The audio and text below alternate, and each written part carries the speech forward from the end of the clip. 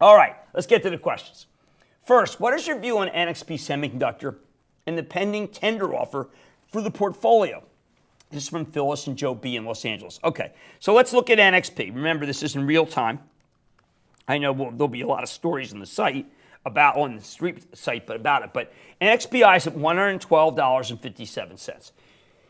The tender offer from Qualcomm is for $110. So what's it doing at $112? Well, it's comp. What it's valued as, is Skyworks Solutions, Qorvo, Broadcom, which remember I told you is a buy here if you didn't know, at $246. Those stocks are all now highly valued, more highly valued than what Qualcomm's willing to pay.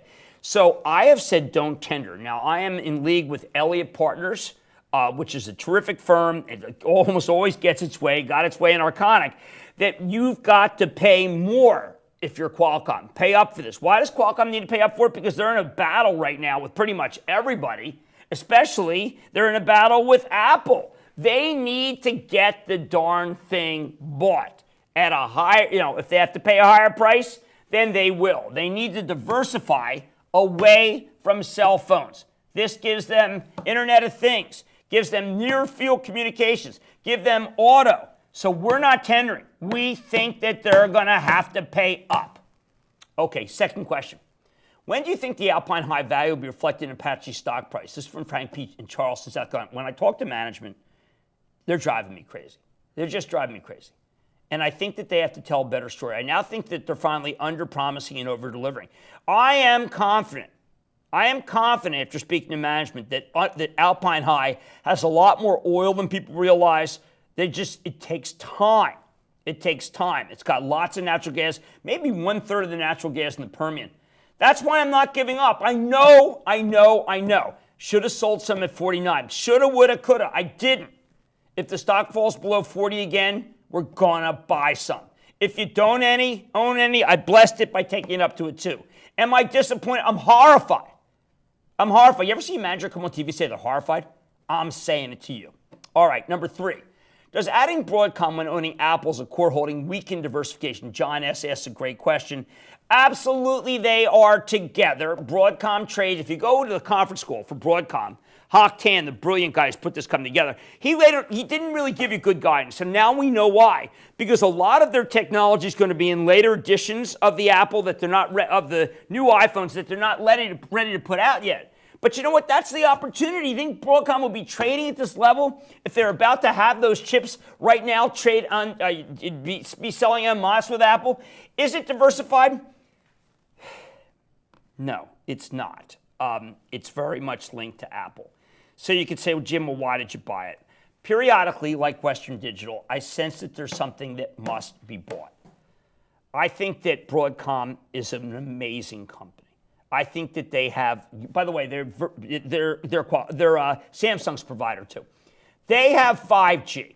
And if you listen to Lowell McAdam talking this morning with my friend David Faber, you would realize 5G is the future. And Broadcom is the way to play it. So yes, they are linked to Apple. Yes, it may not be the perfect diversification if you own Apple like we do for the trust.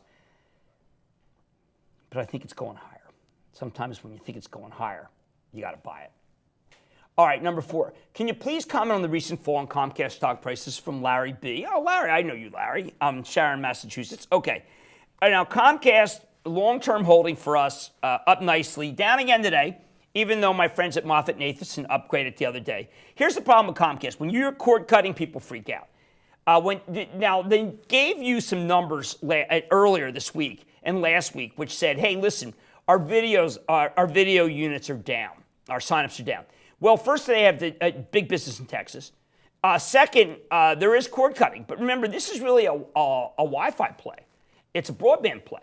And they basically confirm their numbers, which means to me, if you don't own any and we have it as a 1, you should be buying Comcast right here at $37.50, okay? Right here. I think Comcast is a great buy. Full disclosure, I'm from Philadelphia. I know them personally.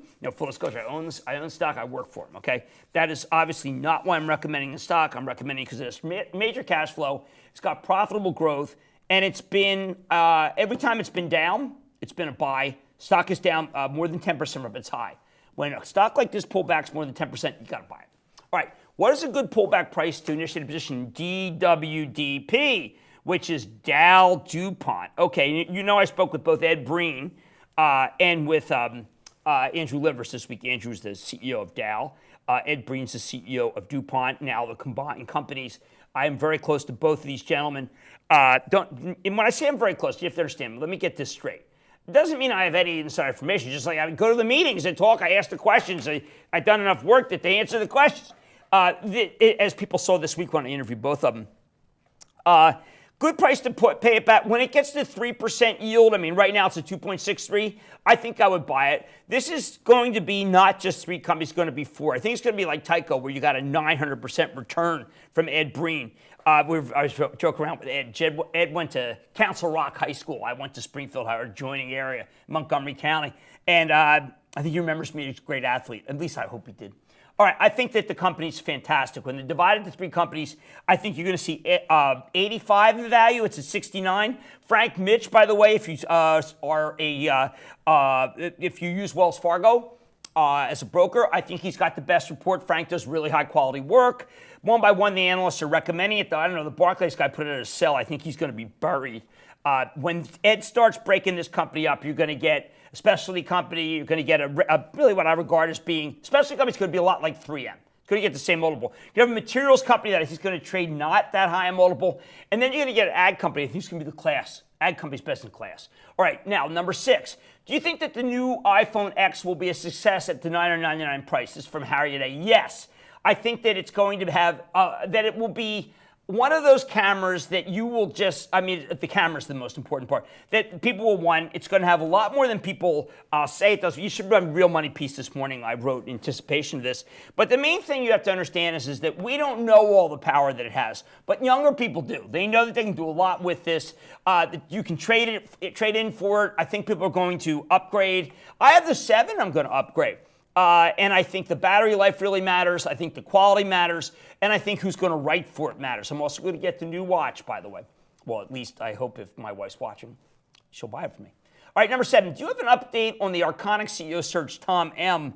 You know, I don't. What I will tell you is that I think Arconic, which, by the way, was down off of that tragedy in Britain because their structured aluminum was in there. And by the way, it's been great. I wish we held on more to it. But Arconic, we brought it all the way down.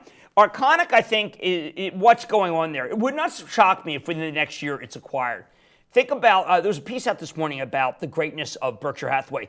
They own Precision Cast Parts. We just saw an acquisition from United Technologies, bullpen name, which we were thinking about adding, but it was up today, for Rockwell Collins. Well, this is the logical play. The next aerospace play that's the logical play, $11 billion. I think that maybe whoever comes in, first I wouldn't mind Mr. Hess being the CEO. He's very good. But whoever comes in, I think that the story might be to sell it. And I think you get a lot of money. Please do not sell Arconic. It's a 2 rated. We keep people, it goes down to be able to recommend more. Okay? Now, number 8. If I wanted to add one tech name today, which one would you recommend? Lori W. in London. Ooh. Fantastic, London. Okay, well, I guess you can tell from my several times prodding, it would be Broadcom. I like this stock. I think a lot of people are really petrified that Apple's not going to have good sales. They're looking at Apple stock and saying that, wow, I guess it's not going to sell well. I think that's quite wrong. I think that the stock at 245 is a buy, and I want to emphasize that I think that it is one of the cheaper stocks in the portfolio. Okay. Number 9, what do you think could cause some upward price movement in Nucor? Kevin G. from Tampa writes, well, it did get upgraded today. Look, Nucor's a stock that I recommend. You know, I recommended Nucor first when I met with Mr. Iverson, who founded the company back in the 80s when I was at Goldman. I was kind of waiting for the stock to come down and lose all of the upside from the election of President Trump. I obviously pulled the trigger too early. We just bought some the other day. It's a very big position for us. It yields 2.8%. Obviously, people were let down. One, that there's been no infrastructure bill, $1 trillion infrastructure. But the second is a lot of people felt that perhaps the president would get tough on China and invoke 232, which would have said that, listen, we need to have our own steel industry because of national defense. When Bannon was fired, that took away that story. So when Bannon got fired and we didn't get infrastructure, the stock got hammered. It's down so low. I mean, what John Ferriola is doing a pretty good job, and I know John pretty well. John comes on the show the same way that Dan D'Amico came on the show. This is the only steel company that is an investable steel company, people. And do I think it's right here? It's down 9% for the year. That's highly unusual to be able to get it at a discount. I'm pounding the table, Nucor, right here. All right, number 10. How deep do you scale into a position during your initial purchases? Christian B. Brazil. All right, well, this is a good example. We sometimes need to be bigger than we should be.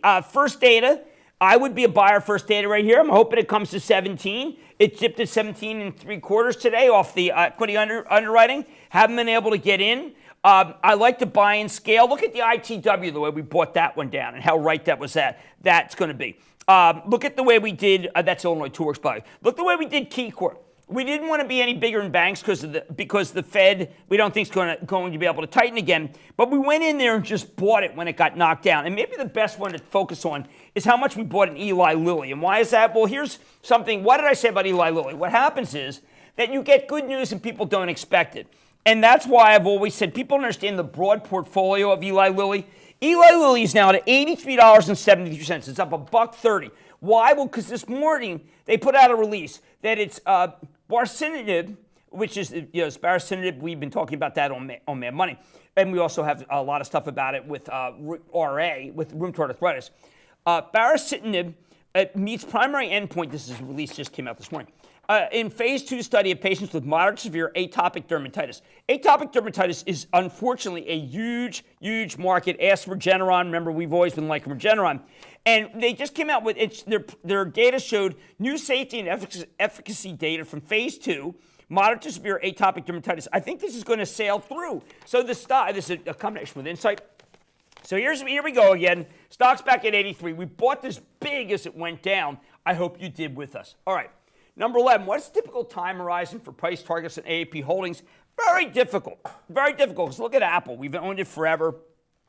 Google, now Apple, we own it forever. I think the answer to the question is that it's not arbitrary and mercurial, but it's more just trying to be as disciplined as can. Like we took off some Facebook. When we downgraded Apple to 2, we're up so big on some of these, we don't want to give it back. We downgraded Citigroup on 2 because we're up so big. We've downgraded Dow DuPont to 2 because we're up so big. And we just don't want you to come in and buy it. Now, remember what I did earlier. I upgraded Apache, didn't do Newell, because I just feel like, you know what, enough is enough. I do feel like that you have to just say, okay, it's probably, if you wanted to buy, let's say 200 shares, you buy 100 here and 100 if it goes below 40. Will it go below 40? I mean, if oil does what it's done time and again, which is be stopped at 50, it will do that. Okay, and by the way, the oil stocks are trading as if it will fail right here because they all opened up much stronger. Okay, number 12. At what percentage gain would you recommend trading position that has already been sold down to house money? That's Jane H. from Bozeman, Montana. No, when we got house money, we don't sell. When you get a position down to house money, that is the end. You keep the rest, even if it means just putting it aside. Put it aside mentally. Okay, number 13. Do tax liability considerations such as long-term versus short-term implicate your selling strategy at all, Dave M? You know what? We weren't a club always, and I didn't think. Obviously, it's a charitable trust. I got to give away all the gains. Okay, I give away the dividends and I give away the gains, any realized gains. So the answer is it's not been a factor as much. But ever since we became a club, we've been much more oriented toward not trading at all. We've got, we add to positions if we really have a big gain. We did that with Western Digital because we knew Western Digital was inexpensive, and we felt that it could possibly have huge numbers. It did. We took our profits. We left. It was a great trade. We identified it as a trade. And I think that, it's very unusual. If you are worried about these kinds of things, if we identify it as a trade, be aware that, well, we're going to trade out of it if it goes up. All right, but because it's a charitable trust, it's not been a major focus. Or number 14, what is your typical strategy during down market days? Joe in Naples, Florida. Okay, we have our bullpen list. Visa, ATT, United Technologies, Honeywell. I'm worried about ATT's quarter, just be aware. 3M, United Health, American Express, Expedia, we just going to take off. I was going over with my team this morning because the CEO left to go be at Uber. Flex and Altria. And these don't come down. They're absolutely killing me that they don't come down. They don't come down. I look for stocks in the portfolio that come down that I think are right. I mean, notice we bought some Starbucks. And I think that it's really, really clear that I think that Starbucks is very much solving its problems. I think it's solving its problems with mobile pay. And I do very much I want to make a point here that as I look at Starbucks and look at the stock, that's one I think you can buy right here. I think it's in very good shape because I have spent some time with the mobile pay people. And I have seen it in action. And I've got to tell you, I think it's going to solve the problems of what I call the mosh pit. Just like, remember we made all that money in Panera? I think it's going to be like Panera. Now, was it going to be this quarter? I have been holding off getting really big because I think they may have to do a guide down. But by this point, I think the guide down's in the stock. I like the stock of Starbucks here. And I think that KJ, Kevin Johnson, who I've known for, 2 decades, is doing a good job. Howard Schultz is still in there. I like it. And most importantly, I am no longer as concerned about the mobile pay problems, all right? Number 15, how do you think the Fed's plans on winding down the balance sheet will affect bond prices? This is from Rick B. in Atlanta, Georgia. All right, Rick, you know, when there was that problem with Gary Cohn and Bannon, hey, Bannon, I don't know, I'm not a political guy, saying that Cohn's comments about what happened in Charleston, let's put it this way. Cohn spoke his mind. Gary is a friend. He's a friend. You know, I say it's not about friends, about money, but I've known Gary for years and years and years, okay? His wife's a friend of my wife. And I think that I want Gary very much to be the head of the Fed. People are saying, oh, Jim, he's not an economist. Well, you know what? He's one of the greatest. He understands bonds. And if you're going to wind down that balance sheet, Rick B. in Atlanta, you want Gary Cohn as your Federal Reserve Chairman. They have to do it. Now, as my friend Matt Horween, who writes with me, is saying, they should wind it down first. I mean, they shouldn't raise rates and then wind it down, like take big losses. They should be winding down now. So far, I'm not right. I've gone to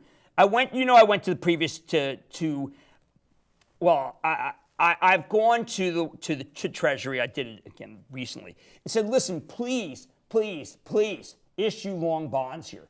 I said to Tim Geithner, when I did him when his book came out, and I interviewed him at Barnes & Noble in Union Square, I said, please do it. I also want savings bonds. I want $1 trillion savings bond issue where we can buy them and have infrastructure. But they got to wind it down before they raise rates. That makes no sense otherwise. So that's what I'm thinking. All right, now, you know I'm always canning these things. Want to go over my losers again? I like going over the losers. It's important. Allergan below 220. Okay. I think that, by the way, remember we asked the question about buying down? Look at what we did with Danaher. That's a good example. By the way, I also think the EZU can go higher. It's been very slow. GE, again, I'm candid. I got to wait and see. I want to see what Flannery says in November. I am worried about the dividend. How can you not be? Looks like the number's going to come down to $1.50. Lilly shows you that what you do when you have conviction, you buy. So does Magellan Midstream. Nucor right now is a buy. Okay, it's too low. I talked to you about NVIDIA and how I think it could break out here. Starbucks, I have determined that they've gotten the mobile pay, but they may still have to guide down. But if they do buy some here and then buy some more if they guide down. Schlumberger, nothing I can do right here at this level. By the way, look at the way we bought TJX again. I think TJX, by the way, is a screaming buy here, and I've spent a lot of time on that stock. This new HomeSense unit is very good. And then finally, really difficult, Newell. Don't bother. Maybe at 42 we'll bother. And Apache, some here and some below 40.